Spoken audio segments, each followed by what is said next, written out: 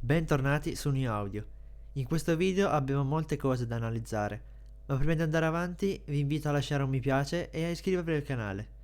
Detto ciò, possiamo incominciare. Il protagonista di questo video è il B-Audio BDPR-1, il DAC e preamplificatore in un unico prodotto. Basato sul B-DAC-1, il BDPR-1 è dotato di uno stadio di preamplificazione analogico aggiuntivo. Pur essendo in stato solido, suona come un valvolare, e da ciò si può notare che è un frutto di un processo di ricerca e sviluppo volto a riprodurre la musica il più fedelmente possibile, con tutta la sua presenza, naturalezza e dinamica. Il product design è di Oliver S. Potete vedere con i vostri occhi con che eleganza queste linee compongono un design puro, lasciando da parte ogni elemento di disturbo. Il pannello frontale è in alluminio lavorato a CNC, con manopole rotanti montate su cuscinetti a sfere integrati. Per chi non sapesse cosa sia la lavorazione a CNC dell'alluminio, è una tecnica che garantisce con una grande rapidità nella lavorazione un'estrema precisazione e fedeltà al modello originario. Con il BDPR-1 vi è fornito il telecomando su misura in alluminio massiccio.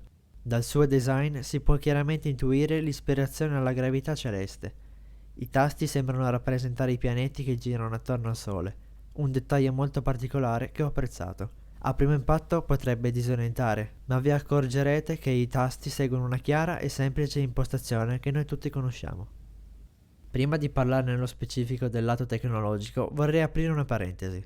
Acquistando un prodotto B-Audio non solo state ottenendo un dispositivo di fascia alta, ma state investendo sulla longevità del vostro prodotto. Tutti i componenti sono accuratamente selezionati per mantenere caratteristiche ottimali nel tempo.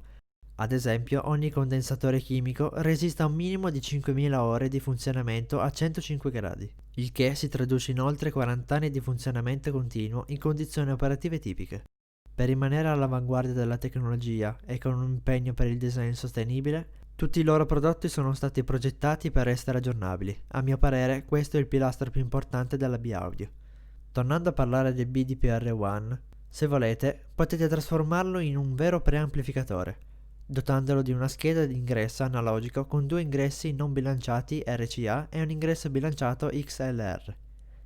Grazie alla fase di controllo del volume analogico, i segnali provenienti da questi due ingressi vengono elaborati completamente nel dominio analogico. Il BDPR-1 incorpora le ultime conquiste tecnologiche che hanno reso celebri la B-Audio, ovvero la SJR, in inglese Surge Jit Removal, e la ASP. Cominciamo con la prima. Prima però analizziamo il problema. Il jitter contenuto nel segnale d'ingresso è una fonte di distorsione durante la conversione da digitale a analogico, a causa di uno spostamento del riferimento temporale tra ciascun campione. Perciò, per evitare questo fenomeno, di solito vengono impiegate due diverse tecnologie: l'uso del PLL, Phase Lock Loops, o l'uso di ricampionatori asincronici, detti anche ACRC. Sebbene queste due tecnologie attenuino l'influenza del jitter della sorgente, non possono eliminarlo completamente. Con l'uso di un PLL, parte del jitter della sorgente è incorporato nel clock generato. Con l'uso di una SRC, parte del jitter della sorgente viene codificata nel segnale digitale risultante. Sulla base di queste osservazioni, la B-Audio ha brevettato e sviluppato una nuova tecnologia unica che permette di eliminare completamente il jitter dalle sorgenti d'ingresso digitale. In poche parole combina i vantaggi delle due tradizionali tecnologie, ma senza avere i loro compromessi. Infatti il clock generato all'interno dell'SJR non rigenera alcun componente del jitter, e i dati digitali non vengono alterati all'interno di questo processo. Come potete vedere dallo schema, questo è il suo principio di funzionamento.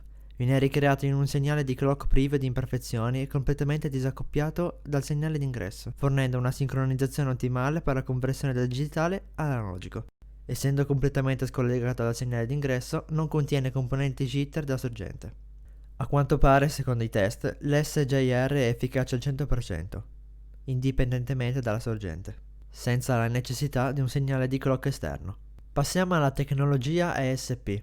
Le fasi di preamplificazione incorporate nei prodotti B-Audio sono progettate per sfruttare appieno il potenziale offerto dalle tecnologie odierne, sfruttando appieno la drastica riduzione dell'induttanza del loop fornita dai componenti montati in superficie. La topologia bilanciata al 100% garantisce l'immunità assoluta alle sorgenti di rumore nell'elaborazione del segnale analogico. Ora vediamo nel dettaglio due punti fondamentali di questa tecnologia. La simmetrizzazione attiva. Per garantire un perfetto abbinamento con sorgenti sbilanciate, la B-Audio utilizza uno stadio di simmetrizzazione attiva, che permette di beneficiare di tutti i vantaggi dell'elaborazione bilanciata, prevenendo l'introduzione di interferenze di modo comune nell'elaborazione del segnale, garantendo una perfetta compatibilità elettronica con tutte le sorgenti analogiche. Il secondo punto è l'accoppiamento diretto. L'intera elaborazione analogica viene realizzata senza utilizzare i condensatori di accoppiamento. Per bloccare qualsiasi componente DC, che potrebbe essere presente su uno degli ingressi, vengono implementati servocircuiti multipolari. Operando al di fuori del percorso del segnale, sono stati specificamente sviluppati per fornire un riferimento continuo e costante agli elementi attivi del circuito. Il risultato è una totale integrità del segnale audio, grazie al fatto che questi servocircuiti non hanno alcuna influenza su di esso. E con questo il video è finito.